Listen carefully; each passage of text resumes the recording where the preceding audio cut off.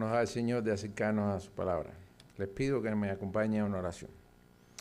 Padre, en esta hora vamos delante de tu presencia, Señor, agradecido, Dios, de esta oportunidad que nos das de venir a tu casa de oración, dedicar este tiempo a alimentarnos espiritualmente a través de tu palabra, Señor, también de gozarnos, Señor, alabando y glorificando tu nombre, Señor, y aunque seamos confrontados con tu palabra, el gozo de estar en tu presencia, Señor, queremos disfrutarlo, Dios. Permita que todo lo que se haga aquí sea para gloria y honra de tu nombre, Señor, y que nosotros podamos honrar tu palabra acercándonos a ellos. Te pedimos que nos des la sabiduría necesaria, Señor, y que nos asista en nuestras debilidades humanas, Señor. En el nombre de tu Hijo amado Jesucristo, estamos orándote. Amén.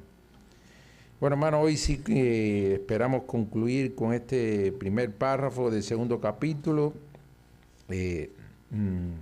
Disculpen, del tercer capítulo del decreto de Dios.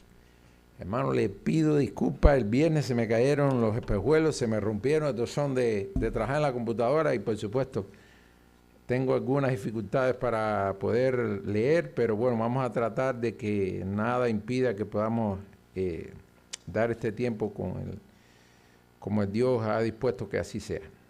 El tercer capítulo, en su primer párrafo, vamos a darle lectura nuevamente, dice: Dios desde toda la eternidad, por el sapientísimo y santísimo consejo de su propia voluntad, ha declarado en sí mismo libre, inalterablemente todas las cosas. Ya lo habíamos visto, es decir, nada fuera de Dios ha determinado este decreto, sino de Él mismo ha salido todo lo que sucede. Sin embargo, de tal manera que por ello Dios ni es autor del pecado, ni tiene comunión con nadie en Él mismo. Habíamos visto eso también, es decir, aunque Dios lo ha creado todo, es quien decretó todo. Aún así, aunque el hombre es parte de esa creación, es parte de su decreto y es el autor del pecado, el hombre, nada tiene que ver el Señor con esa maldad, esa corrupción que hay en el corazón del hombre. Sin embargo, de tal manera que por ello Dios ni es autor del pecado, ni tiene comunión con nadie en Él mismo, ni se hace violencia a la voluntad de las criaturas, es decir, Él le permite un margen de libertad, es decir, una libertad limitada, porque finalmente, aunque el hombre tiene esa capacidad de hacer cosas por sí mismo, no se puede salir de los planes de Dios. Ni se quita la libertad o contingencia de las causas secundarias, sino que más bien las establece, en lo cual se manifiesta su sabiduría en disponer todas las cosas y su poder y fidelidad en llevar a cabo sus decretos. Bueno, ya habíamos visto un grupo de aspectos que tienen que ver con este tema. Nos habíamos quedado en la diferencia entre el decreto absoluto y el condicional. Habíamos visto que los decretos de Dios son absolutos, esos que Él determinó desde el inicio de la creación y no han sido violados o violentados, no han sido alterados, porque así como Dios es perfecto en toda su creación, sus decretos así también lo son. Y por tanto sus decretos son incondicionales, son absolutos. Los condicionales son aquellos que dependen de otras cosas, pero los de Dios sabemos que dependen de Él mismo. Más o menos ahí nos habíamos quedado. Y vamos a continuar con este aspecto, que el decreto de Dios es soberano. Así como los planes de los hombres, nosotros queremos ejercer nuestra soberanía, nuestro liderazgo. Yo soy el que dirijo, yo soy el que los cree, yo soy el que diseñó todas las cosas. Así, de esa manera como los hombres nos queremos enseñorear sobre nuestra creación, Dios se enseñorea sobre su creación, pero de manera absoluta. Nosotros a veces creemos que lo que estamos haciendo es lo correcto o que es lo mejor, pero sin embargo nos equivocamos y la práctica nos demuestra que estamos equivocados. Bueno, contrario a eso, los planes de Dios son perfectos. Él nunca pierde el control sobre sus decretos. Por tanto, podemos decir que la soberanía de Dios es ejercida siempre sobre sus decretos. Dice: Dios es el creador eterno y absoluto de todas las cosas, incluye y determina tanto los medios y condiciones como los hechos mismos. Es decir, no se le escapa ningún detalle. Todas las criaturas existen, son lo que son, poseen las propiedades que les son peculiares y obran bajo las condiciones que lo hacen en virtud del plan de Dios. Es decir, todo.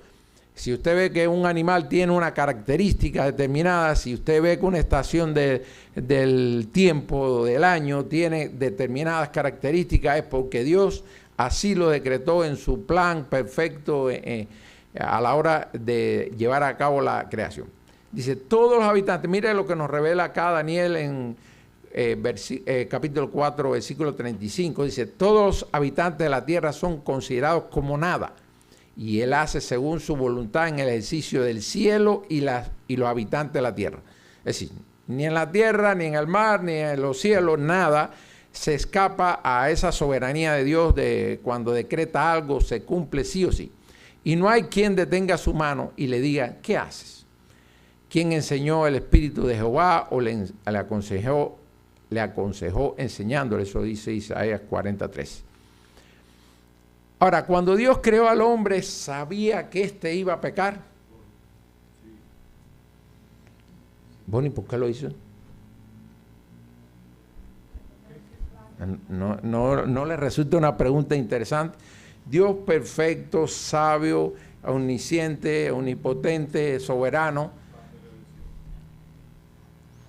Bueno, por supuesto que sí, él nada le sorprende, nada le es ajeno al conocimiento de Dios. Dice, los arminianos, habíamos visto diferentes posiciones la vez pasada, bueno, los arminianos, los calvinistas y otros que tienen otro nombre que ahora no recuerdo. Dice, vamos a ver estas dos posiciones. Dice, los arminianos admiten que Dios previó que el pecado y la miseria se introducirían en la creación, dadas las condiciones bajo las cuales las establecería. Mas ellos, como los calvinistas, tampoco pueden explicar por qué Dios, no obstante aquel conocimiento cierto, no cambió las condiciones. Es decir, ¿por qué Dios, si hizo al hombre y sabía que iba a pecar, no cambió eso? Bueno, podemos hablar y podemos darle 20 explicaciones, pero siempre va a quedar un margen de, digamos, de duda de cuál fue el verdadero motivo, porque si estudiamos la palabra podemos acercarnos a la respuesta, pero a la verdad absoluta no la vamos a tener, porque nuestra mente finita, limitada, nunca va a llegar al conocimiento pleno de la naturaleza de Dios, y Dios puede haber obrado conforme a su santa voluntad, y aunque la palabra nos revela muchísimas cosas que nos acerca a esa verdad, nos pueden quedar en nuestra mente finita muchas dudas. Ahora, ¿por qué lo hizo? Bueno, vamos a tratar de acercarnos a esa respuesta, pero repito, podemos siempre quedarnos cortos en el conocimiento de la naturaleza. Dice, esta es una de las preguntas más profundas sobre la naturaleza de Dios. ¿Por qué lo hizo Dios? Bueno, nosotros podemos pensar, pero siempre puede haber cosas que no es revelada a nuestra mente aún que nos adentremos en la palabra del Señor. Dice, esta es una de las preguntas más profundas sobre la naturaleza de Dios y la relación entre su omnisciencia, es decir, saberlo todo, él sabía que el hombre le iba a fallar, y la capacidad de decisión del ser humano, es decir, esa libertad limitada, esa voluntad limitada que le dio el Señor a los hombres. Dice, diferentes tradiciones teológicas ofrecen distintas perspectivas para responder a este tema, es decir, ¿por qué lo hizo? A continuación le presentamos algunos razonamientos sobre el tema. Algunos de ellos son estos. Dice, el problema de la permisión del pecado es un tema extremadamente complejo porque es inexplicable la razón de ello. Está más allá de lo que podemos descubrir, siendo Dios absolutamente perfecto, sabio, poderoso, pudo evitarlo. ¿Ustedes piensan que el hombre, que Dios hubiera podido hacer el hombre perfecto sin que pecara? Por supuesto que sí, a él nada le es imposible, pero en su ejercicio de su soberanía y de su voluntad, nos quiso hacer de esta manera, sabiendo que en algún momento le íbamos a fallar.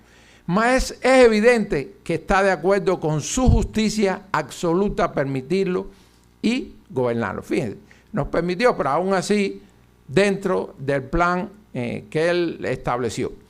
Con seguridad absoluta podemos afirmar que Dios no es autor del pecado ni tiene comunión con nadie en el mismo. Usted puede ver la obra de un artista, cualquier tipo de artista, puede ser un diseñador, puede ser un pintor, un escultor, y la obra puede tener defectos. Y por supuesto, ¿a quién le atribuye el problema?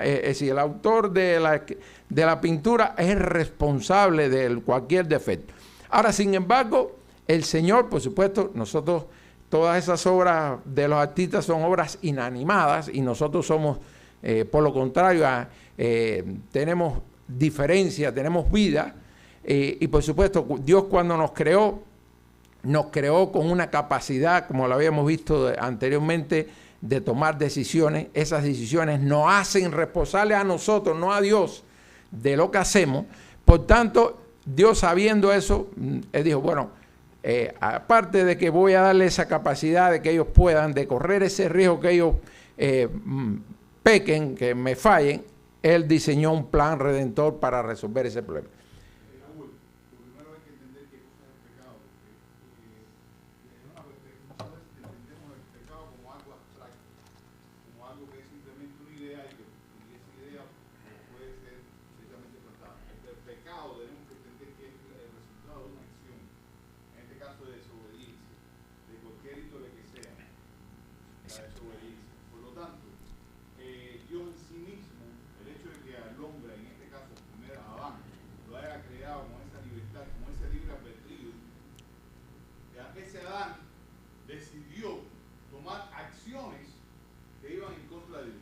Ahora, y respondiendo un poco la pregunta, ¿no? Porque bueno, es un tema interesantísimo, vamos a partir de ahí.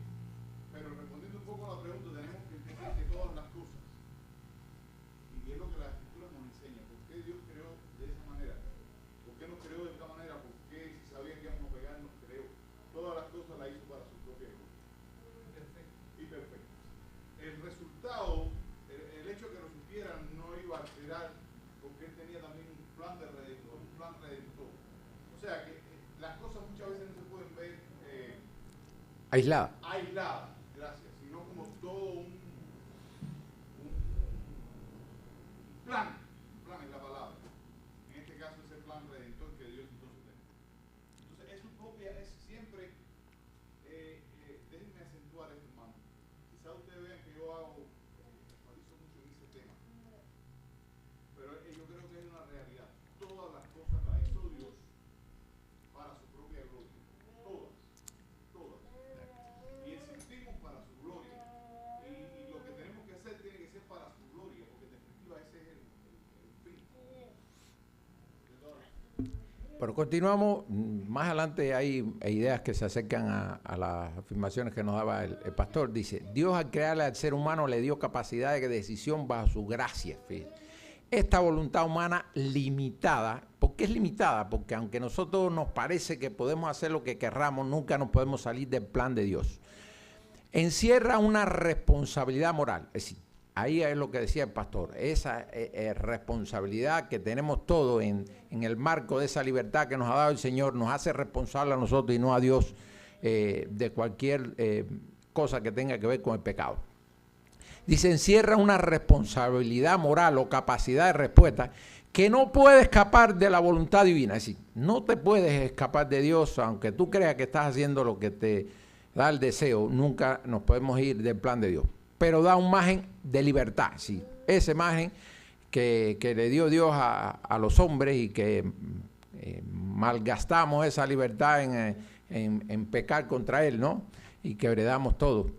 Y no le podemos echar las culpas nada más a Adán, porque también nosotros hubiéramos sido peores que Adán allá en el jardín del Edén. Dice, cuando Dios creó al hombre, lo hizo bajo el supremo ejercicio de uno de sus más grandes atributos, el amor. Sin libertad, el amor y la elección no serán verdaderos. Así que a pesar de saber que el ser humano podría pecar, Dios eligió crearlo libre para darle la capacidad de elegir entre el bien y el mal. Según esta perspectiva, el riesgo del pecado era necesario para la existencia de una relación genuina y significativa entre Dios y el ser humano. Es decir, habíamos visto, Dios no creó robots, creó seres humanos con la capacidad de pensar, con la capacidad de actuar, y que desgraciadamente no hacemos buen uso de esas capacidades que nos dio el Señor y le fallamos todos los días. No creamos que Adán fue el único que pecó y que por eso nosotros somos pecadores. No, también nosotros llevamos dentro esa inclinación al pecado. Otras consideraciones sobre el tema, dice, existe otra perspectiva acerca del tema que algunos teólogos lo denominan el bien mayor y lo definen de la manera siguiente: aunque Dios sabía que el hombre pecaría, también tenía un plan de redención y un propósito mayor para la humanidad. Este plan de redención a través de Jesucristo permite la reconciliación con Dios y la restauración de la relación entre Dios y el ser humano. La caída y el pecado son dolorosos y destructivos, pero el plan de Dios ofrece una oportunidad para que se manifieste su amor y pueda ser glorificado a través de ese acto. Es decir, como redondeando la idea que el pastor decía ahorita, su propia gloria fue materializada cuando ese plan de redención Dios lo trajo, lo acercó a nosotros. Hay también otra perspectiva en este tema, y es la oportunidad de crecimiento que le da al ser humano cuando nosotros estamos todos los días luchando contra el pecado y vamos superando esa tendencia, esa debilidad que tenemos de muchas veces fallarle al Señor. Dice, el sufrimiento y la lucha contra el pecado puede ser caminos hacia el crecimiento espiritual y la santificación. Mire lo que nos dice Santiago 1, de 2 a 4, dice, hermanos míos, tened por sumo gozo cuando halléis en diversas pruebas, sabiendo que la prueba de vuestra fe produce paciencia, mas tenga la paciencia su obra completa para que seáis perfectos y cabales, sin que os falte cosa alguna. Dios sabía que el ser humano tendría que enfrentarse al pecado, pero también le dio un camino para superarlo y transformarse. Esto puede entenderse como una oportunidad para que el ser humano crezca en su carácter y acercarse más a la santidad de Dios a través de las pruebas. Es otra perspectiva de por qué Dios lo hizo. Bueno, nos podemos acercar a la verdad a través de estas reflexiones, pudieran haber otras, pero sobre todas las cosas sabemos que la gloria de Dios siempre va a estar en medio de cualquier análisis que se haga. Resumiendo, Dios creó al hombre recto, y ¿qué hizo? Buscó muchas perversiones, así la misma palabra nos revela en Eclesiastés. Dios aborrece el pecado y está todo el tiempo airado en su contra, porque Él es absolutamente santo. El pecado es en su esencia anomía. ¿Qué quiere decir anomía? Una violación de la voluntad de Dios. El hombre, como agente libre, es responsable de sus propias acciones. Y nada de lo malo, corrupto que haga el hombre le podemos decir, no, porque Dios lo hizo así. No, Dios no lo hizo así. Dios lo hizo recto y Él buscó muchas perversidades. Dios ha permitido el pecado con el propósito de gobernarlo para la más alta gloria y divina y la excelencia moral de la creación. Bueno, habíamos visto el significado eficaz, el decreto de Dios eficaz. ¿En qué sentido? En que se refiere a la capacidad de algo o alguien para lograr un objetivo o producir el resultado deseado. Ese es el concepto de eficacia. Bueno, el resultado por el cual Dios decretó cada una de las cosas se cumplió sí o sí. Si algo no se ha cumplido es porque está también en los planes de Dios. No ha llegado el tiempo de Dios para que se cumpla, pero todo ha sido diseñado de acuerdo a un plan perfecto, soberano, santo, eterno del Señor.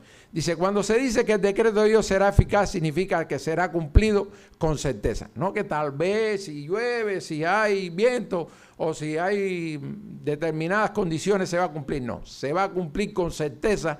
No significa que Él cause directamente cada evento, sino que Él asegura que sucederá bajo su plan de creación y providencia. Esto se debe a que Dios es sabio, poderoso, perfecto, soberano, porque no pierde el control sobre nada de lo que Él decreta.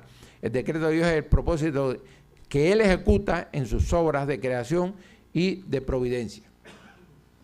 Bueno, habíamos dicho, los decretos de Dios son soberanos, sabios, perfectos, eternos. Todos los decretos relativos a eventos, sin excepción alguna, es decir, no que aparte de ellos, todos, son soberanos e incondicionales. Las Escrituras hablan de tales hechos, declaran que es necesario que suceda como está determinado. Eso lo podemos encontrar en Mateos y en Lucas, en esos versículos que se citan ahí. El propósito divino está en todas las cosas de acuerdo con la sabia, santa y misericordiosa naturaleza de Dios. Esto es una verdad evidente por sí misma si se considera la naturaleza de Dios como la de un ser absolutamente perfecto, eterno e inmutable. Por supuesto que sus decretos también deben ser absolutamente perfectos y en sabiduría y justicia. ¿De qué manera Dios puede incluir en sus decretos las acciones libres de la gente libre? Es decir, ¿cómo Dios puede controlar la reacción de las personas ante un problema? Usted sabe que usted ante un problema pone 20 personas ante ese mismo problema y todos tienen una reacción diferente. ¿Quién la puede determinar? Solamente Dios. Es decir, imagínense cuál es la grandeza de nuestro Dios, que aún esas cosas que impensables para el ser humano, Dios la puede controlar. Ahora, ¿de qué manera Él puede hacerlo? Bueno, no puede igual quedar algún margen de duda porque la profundidad del tema es bien compleja, pero vamos a tratar de acercarnos a la respuesta. Dice, sin duda es un tema profundo e incomprensible para la limitada mente humana. Dios puede incluir en sus decretos las acciones libres de los agentes libres, es decir, de las personas, al ordenar el universo. Él ordena el universo que está muchísimo más grande que el mundo humano, de tal forma que los agentes, aunque libres en sus decisiones, actúen de acuerdo con sus propósitos soberanos. En otras palabras, aunque usted quiera hacer lo que quiera, los propósitos y los planes de Dios se van a cumplir sí o sí, y todo el que quiera variar ese plan está perdiendo su tiempo. Todo aquel que quiera cambiar los propósitos del Señor va a perder su tiempo. Es decir, no nos podemos salir del plan de Dios. Esto significa que Dios, en su omnisciencia, sin el conocimiento total de todas las cosas, y su omnipotencia, es decir, todo lo puede, nada se le escapa a su soberanía, sabe de antemano lo que cada agente libre elegirá y establece sus decretos de manera que estas elecciones libres formen parte de su plan perfecto. ¿De qué manera lo hace? Nos resulta bien difícil llegar al conocimiento exacto de cómo lo hace, pero lo que sí podemos estar seguros que lo hace. Es decir, nadie puede salirse de ese plan. De acuerdo con este enfoque, el hecho de que Dios decrete o conozca los resultados futuros no implica Él obligue o fuerce a la gente a actuar de una determinada manera. Después vamos a citar algunos ejemplos que nos da la Biblia y que nos puede ayudar a comprender un poquitico esto. Dice, en lugar de eso, Dios asegura que sus propósitos se cumplirán a través de decisiones libres, las cuales Él ya sabe que se realizarán bajo ciertas circunstancias. Esto permite que la libertad humana y la soberanía divina coexistan, fíjense, coexistan sin ser antagónicas en el plan divino, ya que las acciones libres se llevan a cabo en armonía con el plan divino. ¿Sí? En otras palabras, no nos podemos salir del plan. Los decretos no son causa directa de los eventos, sino que aseguran que ocurrirán en el futuro. Es decir, cuando, déjame no revelar, vamos allá. No, estamos en otra diapositiva más adelante. Dice, permite que los agentes libres actúen libremente, que sus acciones sigan siendo libres. Es decir, que la gente libre existirá, actuará libremente bajo ciertas condiciones. Sí. ¿Actuamos libremente? Sí, pero en el marco del plan de Dios. De ahí para allá y de ahí para acá no nos podemos ir, que obedecen a los planes divinos. Sí.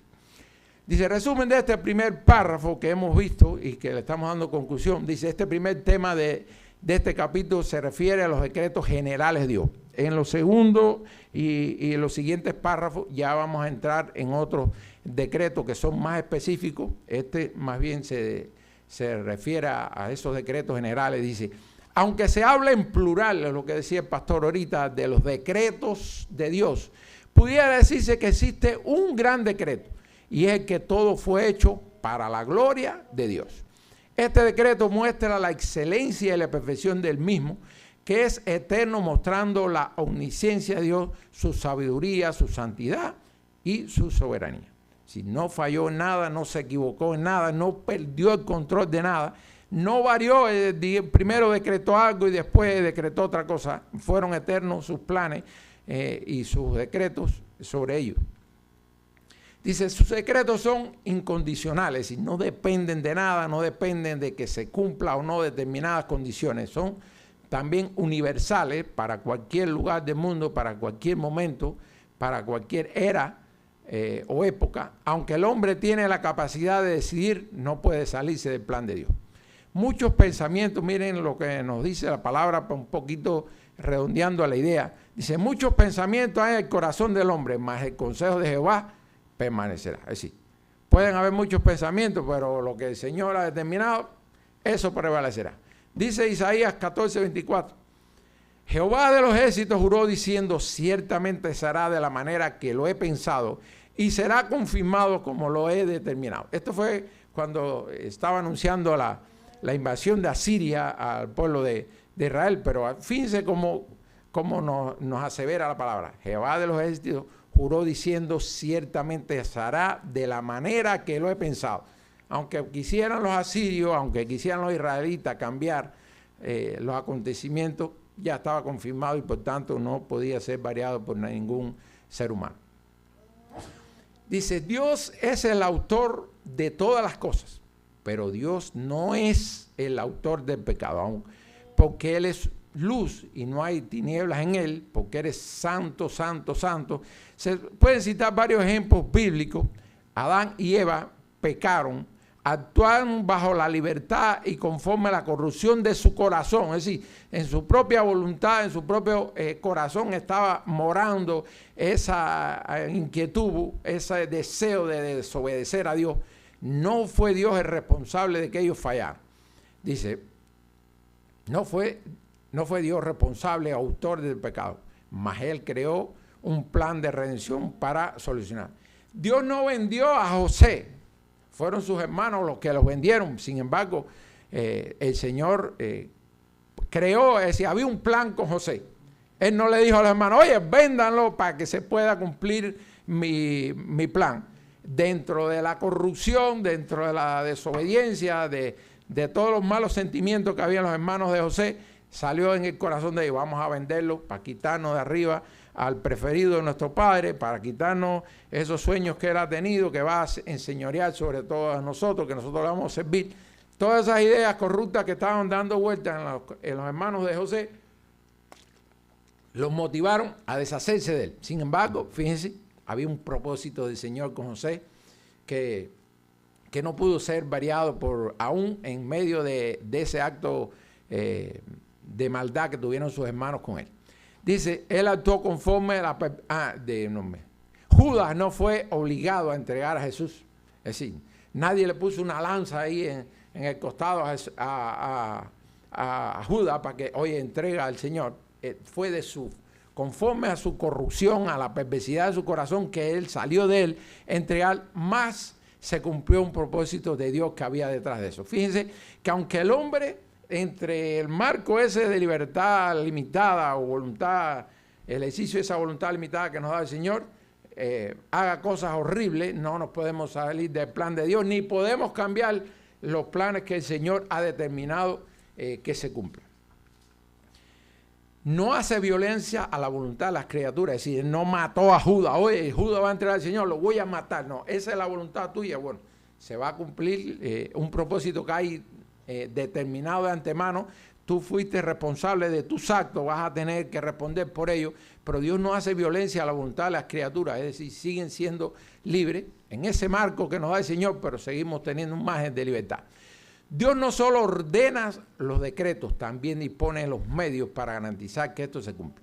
Habíamos dicho el ejemplo de que el Señor le dijo al pueblo de Israel, los voy a llevar a una tierra donde fluye leche y miel. No dijo, va a haber leche y miel si llueve, si hay pastos, si hay animales que produzcan leche. No, Él le aseguró eso de antemano y aseguró que todas las condiciones que hacían falta para que cuando Israel llegara a esa tierra estuviera así como Él lo había decretado, estuviera. Es decir, Él ordena los decretos, todas las condiciones que garantizan que esto se cumpla. Dios lo ha decretado todo conforme a su naturaleza sabia, perfecta, santa, eterna y soberana. Pero no es autor del pecado. Todo aquello con naturaleza pecaminosa procede de la condición caída del hombre. Y si nuestra mente finita, pecaminosa e imperfecta no puede entenderlo, debemos llevar todo pensamiento cautivo a los pies de Cristo y pedirle: Señor, ayúdame a entender esto que para mi mente humana, limitada, no puedo entender, pero sabemos que detrás de esto hay una gran verdad. Ayúdame a entenderla porque mi mente no me es capaz de llevar al conocimiento exacto de lo que tú quisiste decirnos a través de tu palabra. Bueno, hasta aquí, hermano, terminamos este tercer, mejor dicho, el primer párrafo de este tercer capítulo, el decreto de Dios. Como siempre, le damos gracias al Señor por esta oportunidad que nos da de acercarnos a su palabra. Hoy terminamos, pastor. Hoy sí nos dio tiempo. No, realmente no quise empezar con el segundo párrafo porque ya trata otros temas y bueno, quise más bien terminar este resumen de alguna manera con estas últimas diapositivas de este primer párrafo de los decretos. Bueno, no, pero terminé antes, pastor. No me pasé, lo importante. Bueno, hermano, les invito a orar y terminar este tiempo con una oración. Señor, gracias por este tiempo, Dios. Ay, Señor, nos gozamos, Dios, cada vez que nos acercamos a tu palabra y al mensaje, a esas cosas que a veces no podemos discernir de una vez acercándonos a tu palabra, si no es necesario profundizar en otras cosas que nos ayuden a comprenderla.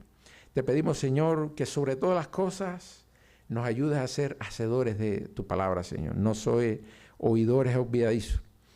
Que seamos, Dios mío, como arcilla en manos de alfarero y que tu palabra sea el instrumento que nos ayude a encontrar el camino que nos acerca a ti, Dios. Gracias por este tiempo, Dios. Te queremos glorificar en todo lo que hacemos, Dios. Y darte a ti la gloria y la honra, Señor. Permita que este servicio así lo sea, Dios, como una grata ofrenda delante de ti. Te damos gracias por todo en el nombre de Jesús. Amén.